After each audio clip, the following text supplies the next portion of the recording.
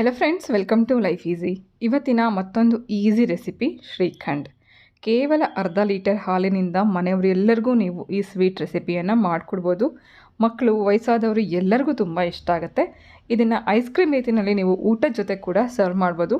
ಇದು ಮೊಸರಿಂದ ಮಾಡ್ತಿರೋದ್ರಿಂದ ಆರೋಗ್ಯದಾಯಕ ಕೂಡ. ನೋಡೋಕ್ಕೆ ಎಷ್ಟು ಚೆನ್ನಾಗಿ ಕಾಣಿಸ್ತಾ ಇದೆಯೋ, ತಿನ್ನೋಕ್ಕೂ ಕೂಡ ಅಷ್ಟೇ ರುಚಿಯಾಗಿರುತ್ತೆ. ಐಸ್ ಕ್ರೀಮ್ ತಿಂದಷ್ಟೇ ನಿಮಗೆ ಸಮಾಧಾನ ಆಗುತ್ತೆ. ಖಂಡಿತ ಈ ರೆಸಿಪಿಯನ್ನು ಒಂದ್ಸತಿ ನೀವು ಟ್ರೈ ಮಾಡಿ. ರೆಸಿಪಿ ಫಸ್ಟ್ ನೋಡ್ಕೊಂಬರೋಣ ಬನ್ನಿ. ಶ್ರೀಖಂಡ್ ಇದನ್ನು ಮಾಡಲಿಕ್ಕೆ ಮೊದಲನೇದಾಗಿ ಹಾಲನ್ನು ಕಾಯಿಸ್ಕೋಬೇಕು. ಸುಮಾರು ಇಲ್ಲಿ ಅರ್ಧ ಲೀಟರಷ್ಟು ಹಾಲನ್ನು ಕಾಯಿಸೋದಕ್ಕೆ ಇಡ್ತಾಯಿದ್ದೀನಿ. ಮೊದಲು ಪಾತ್ರೆಯಲ್ಲಿ ಸ್ವಲ್ಪ ನೀರು ಹಾಕಿ ಆನಂತರ ಹಾಲನ್ನು ಕಾಯಿಸೋದಕ್ಕೆ ಇಡ್ತಾಯಿದ್ದೀನಿ. ನೀರು ಹಾಕಿ ಹಾಲು ಕಾಯಿಸೋದ್ರಿಂದ ಪಾತ್ರೆ ತಳಭಾಗದಲ್ಲಿ ಹಾಲು ಅಂಟ್ಕೊಳ್ಳಲ್ಲ. ಶ್ರೀಖಂಡ್ ರೆಸಿಪಿ ಮಾಡುವಂಥ ಟೈಮಲ್ಲಿ ಸಾಕಷ್ಟು ಟಿಪ್ಸ್ ಕೂಡ ನಿಮ್ಮ ಜೊತೆ ಶೇರ್ ಮಾಡ್ತಾಯಿದ್ದೀನಿ. ಮೊದಲನೇದಾಗಿ ಹಾಲನ್ನು ಚೆನ್ನಾಗಿ ಕಾಯಿಸ್ಕೊಳ್ಳೋಣ. ಇದಕ್ಕೆ ನೀರೇನು ಹಾಕ್ಕೊಳ್ಳೋದು ಬೇಡ.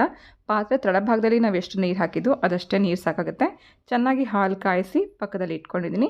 ಇದು ಸ್ವಲ್ಪ ಬಿಸಿ ಕಡಿಮೆ ಆಗಬೇಕು. ಹಬೆ ಎಲ್ಲ ಹೊರಗಡೆ ಬರೋ ಹಾಗೆಯೇ ಸಣ್ಣ ಜಾಗ ಬಿಟ್ಟು ಪ್ಲೇಟನ್ನು ಕವರ್ ಮಾಡಬೇಕು. ಈ ಗಾಳಿನಲ್ಲಿ ಸ್ವಲ್ಪ ಅದು ತಣ್ಣಗಾಗುತ್ತೆ. ಎಷ್ಟು ತಣ್ಣಗಾಗಬೇಕು ಅಂದರೆ ಮುಟ್ಟುವಷ್ಟು ಬಿಸಿ, ಅಂದರೆ ಕೈಗೆ ಸ್ವಲ್ಪ ಬೆಚ್ಚಗೆ ತಾಗೋ ಹಾಗೆ ಬಿಸಿ ಮಾಡ್ಕೋಬೇಕು. ಈ ರೀತಿ ಸ್ವಲ್ಪ ಬೆಚ್ಚಗಿರೋಂಥ ಹಾಲಿಗೆ 1 ಟೇಬಲ್ ಸ್ಪೂನಷ್ಟು ಮೊಸರು ಹಾಕ್ತಾಯಿದ್ದೀನಿ. ಇದು ಮನೆಯಲ್ಲಿ ಗಟ್ಟಿ ಮೊಸರು ಮಾಡ್ಕೊಳ್ಳೋವಂಥ ಒಂದು ವಿಧಾನ. ಸ್ವಲ್ಪ ಬೆಚ್ಚಗಿರುವಾಗಲೇ ಮೊಸರು ಹಾಕಿ ಚೆನ್ನಾಗಿ ಮಿಕ್ಸ್ ಮಾಡಿ 2 ರಿಂದ 3 ಗಂಟೆ ಪಕ್ಕದಲ್ಲಿ ಇಟ್ಬಿಡೋಣ. ಯಾವುದೇ ಕಾರಣಕ್ಕೂ ನಾವು ಅದನ್ನು ಡಿಸ್ಟರ್ಬ್ ಮಾಡೋಕ್ಕೆ ಹೋಗಬಾರ್ದು. 3 ಗಂಟೆ ನಂತರ ನಮಗೆ ಈ ಮೊಸರು ರೆಡಿಯಾಗಿರುತ್ತೆ. ನಾವು ಹಾಲು ಕಾಯಿಸಿದ ಟೈಮಲ್ಲಿ ಸ್ವಲ್ಪ ಗ್ಯಾಪ್ ಬಿಟ್ಟಿದ್ವಿ. ಮೊಸರು ಮಾಡುವಂಥ ಟೈಮಲ್ಲಿ ಪೂರ್ತಿಯಾಗಿ ಕವರ್ ಮಾಡಬೇಕು. ಸ್ವಲ್ಪ ಬೆಚ್ಚಗಿರೋಂಥ ಜಾಗದಲ್ಲಿ ಇಟ್ಟರೆ ನಿಮಗೆ ಬೇಗ ಮೊಸರು ರೆಡಿಯಾಗುತ್ತೆ. ನೋಡಿ, ಗಟ್ಟಿಯಾಗಿರೋಂಥ ಮೊಸರು ಮನೆಯಲ್ಲಿ ಹೇಗೆ ಮಾಡ್ಕೋಬೋದು ಅಂತ ನೋಡಿದ್ರಿ.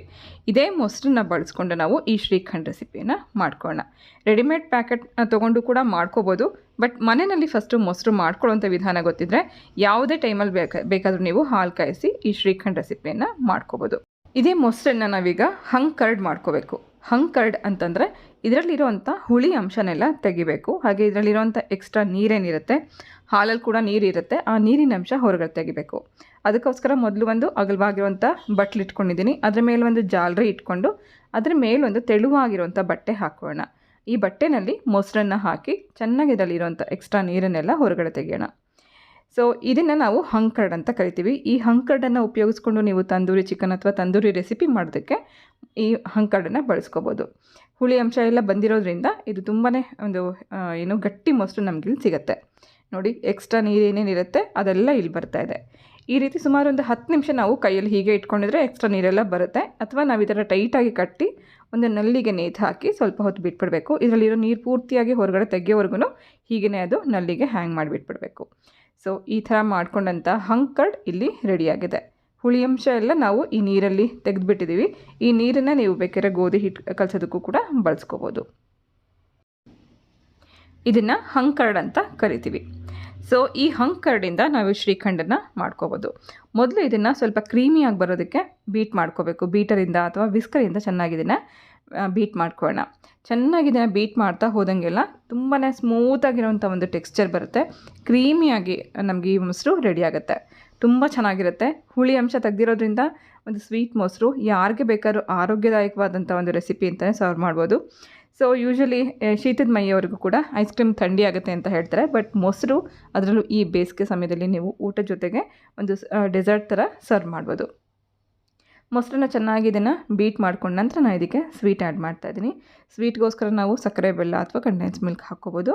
ಇಲ್ಲಿ ಸುಮಾರು ಈ ಅರ್ಧ ಲೀಟರಷ್ಟು ಮೊಸರಿಗೆ 4 ರಿಂದ 5 ಟೇಬಲ್ ಸ್ಪೂನಷ್ಟು ಸಕ್ಕರೆ ಬೇಕಾಗುತ್ತೆ. ಸಕ್ಕರೆ ಅಥವಾ ಬೆಲ್ಲ ಅಥವಾ ಕಂಡೆನ್ಸ್ ಮಿಲ್ಕ್ ಯಾವುದಾದ್ರೂ ಹಾಕ್ಕೋಬೋದು. ಅರ್ಧ ಟಿನ್ನಷ್ಟು ನಾನಿಲ್ಲಿ ಕಂಡೆನ್ಸ್ ಮಿಲ್ಕ್ ಹಾಕಿದ್ದೀನಿ. ಟೇಸ್ಟ್ ಚೆಕ್ ಮಾಡಿಕೊಂಡು ನಮಗೆ ಬೇಕು ಅನಿಸಿದ್ರೆ ಇನ್ನು ಸ್ವಲ್ಪ ಆ್ಯಡ್ ಮಾಡ್ಕೋಬೋದು. ಫ್ಲೇವರ್ಗೋಸ್ಕರ ಸ್ವಲ್ಪ ಏಲಕ್ಕಿ ಪುಡಿ ಹಾಕಿ ಮತ್ತೊಂದು ಸತಿ ಚೆನ್ನಾಗಿನ ಮಿಕ್ಸ್ ಮಾಡ್ಕೊಳ್ಳೋಣ. ಈಗ ಸಮ್ಮರ್ ಆಗಿರೋದ್ರಿಂದ ನಾನು ಇದನ್ನು ಸೆಟ್ ಮಾಡಲಿಕ್ಕೆ ಇಡ್ತಾಯಿದ್ದೀನಿ. ಫ್ರಿಡ್ಜಲ್ಲಿ ಅರ್ಧ ಗಂಟೆ ಇಟ್ಟು ನಂತರ ನಾವು ಇದನ್ನು ಕೊಡೋದ್ರಿಂದ ತಣ್ಣಗಿರುತ್ತೆ. ನಿಮಗೆ ಐಸ್ ಕ್ರೀಮ್ ತಿಂದಷ್ಟೇ ಅನುಭವ ಆಗುತ್ತೆ. ಈ ರೀತಿಯ ಸಣ್ಣ ಸಣ್ಣ ಬೌಲ್ಗಳಲ್ಲಿ ಸುಮಾರು 3 ಟೇಬಲ್ ಸ್ಪೂನಷ್ಟು ಹಿಡಿಸೋವಂಥ ಒಂದು ಸಣ್ಣ ಬೌಲ್ನ ಸೆಲೆಕ್ಟ್ ಮಾಡ್ಕೊಳ್ಳೋಣ. ತುಂಬ ಜಾಸ್ತಿ ತಿಂದಷ್ಟು ಗಂಟಲು ಉರಿ ಅನಿಸುತ್ತೆ. ಸೊ ಹಾಗಾಗಿ ಒಂದು 3 ಸ್ಪೂನಷ್ಟು ತಿಂದರೆ ಸಾಕು. ಡೈಜೆಷನ್ಗೂ ಕೂಡ ಒಳ್ಳೆಯದು. ಹಾಗೆ ಊಟದ ನಂತರ ಒಂದು ಸ್ವೀಟ್ ತಿಂದ್ವಿ ಅಂತ ಅನ್ನೋ ಒಂದು ಸಮಾಧಾನ ಇರುತ್ತೆ. ಮೇಲಿಂದ ಇದಕ್ಕೆ ಸಣ್ಣದಾಗಿ ಕಟ್ ಮಾಡಿರೋವಂಥ ಪಿಸ್ತಾ ಮತ್ತು ಬಾದಾಮ್ ಹಾಕಿದ್ದೀನಿ. ಇದು ನೋಡಲಿಕ್ಕೂ ತುಂಬ ಚೆನ್ನಾಗಿರುತ್ತೆ.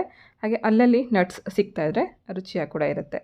ಹಾಗೆ ಮತ್ತಷ್ಟು ಅಟ್ರಾಕ್ಟಿವ್ ಆಗಿ ಕಾಣಿಸೋಕ್ಕೋಸ್ಕರ ಒಂದೇ ಒಂದು ಚಿಟಿಕೆಯಷ್ಟು ಫುಡ್ ಕಲರ್ ತೊಗೊಂಡಿದ್ದೀನಿ. ಕೇಸರಿ ಬಾತ್ಗೆ ಹಾಕುವಂಥ ಫುಡ್ ಕಲರ್ ಅಥವಾ ಯಾವುದೇ ಬಣ್ಣ ಇದ್ರೂ ನೀವು ಸ್ವಲ್ಪ ಅದನ್ನು ಮೊಸರು ಮಿಕ್ಸ್ ಮಾಡಿ ಅಲ್ಲಲ್ಲಿ ಒಂದೊಂದು ಡ್ರಾಪ್ ಹಾಕೋದ್ರಿಂದ ಕೂಡ ತುಂಬ ಚೆನ್ನಾಗಿ ಕಾಣಿಸುತ್ತೆ. ಮತ್ತಷ್ಟು ಡೆಕೋರೇಷನ್ ಮಾಡಬೇಕು ಅಂತ ಅನಿಸಿದ್ರೆ ಒಂದೊಂದು ರೋಸ್ ಪೆಟಲ್ಸ್ನ ಅಲ್ಲಲ್ಲಿ ಇಡೋದ್ರಿಂದ ಕೂಡ ಇನ್ನೂ ತುಂಬ ಅಟ್ರಾಕ್ಟಿವ್ ಆಗಿ ಕಾಣಿಸುತ್ತೆ. ನೋಡಿದ ಕೂಡಲೇ ತಿನ್ನಬೇಕು ಅಂತ ಅನಿಸುತ್ತೆ. ಖಂಡಿತ ಈ ರೆಸಿಪಿ ನಿಮಗೆ ಈಸಿ ಅನಿಸಿದ್ರೆ ಇವತ್ತೇ ಟ್ರೈ ಮಾಡಿ, ಮಾಡಿದ ಮೇಲೆ ಹೇಗಿತ್ತು ಅಂತ ಕಮೆಂಟ್ ಮಾಡಿ. ವಿಡಿಯೋ ಇಷ್ಟ ಆಗಿದ್ರೆ ಪ್ಲೀಸ್ ಒಂದು ಲೈಕ್ ಮಾಡಿ. ಇವತ್ತಿನ ಈ ರೆಸಿಪಿ ನಿಮ್ಮೆಲ್ಲರಿಗೂ ಇಷ್ಟ ಆಗಿದೆ ಅಂತ ಭಾವಿಸ್ತಾ ನಾನು ಹೊರಡ್ತಾ ಇದ್ದೀನಿ. ಮತ್ತೆ ಸಿಗ್ತೀನಿ ನಾಳೆ ಇನ್ನೊಂದು ಹೊಸ ರೆಸಿಪಿ ಜೊತೆಗೆ. Thank you for watching.